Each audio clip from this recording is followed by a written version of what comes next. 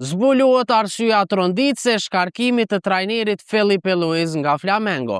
Filipe Luis u shkarkua në mënyrë të papritur nga Flamengo vetëm disa orë pasi ekipi i tij mposhti Madeuran me rezultat të thellë 8-0. Vendimi i klubit brazilian tronditi tifozët dhe ekspertët, duke u dukur i pashpjegueshëm pas suksesit të madh në fushë.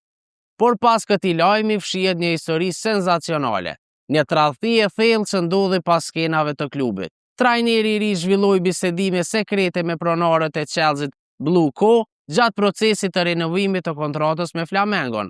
Presidenti Luis Eduardo Baptista u ndjej i tradhtuar dhe vendosi të ndërpres menjëherë marrëdhënien me trajnerin 38 vjeçar. Luis largohet me një bilanc breslënc nga Flamengo me 64 fitore, 22 barazime dhe vetëm 15 humbje në 101 ndeshje si trajneri i ekipit të parë. Përveç saj, Luis fitoi edhe trofe si Kupën e Brazilit, Superkupën, titullin kampion të Brazilit dhe Copa Libertadores. Një histori suksesi që përfundon me dhimbje, duke treguar se në futboll besimi shpesh peshon më shumë se rezultatet. Për këtë dhe lajme tjera interesante rreth futbollit ndërkombëtar, vizitoni portalin telegrafi.com.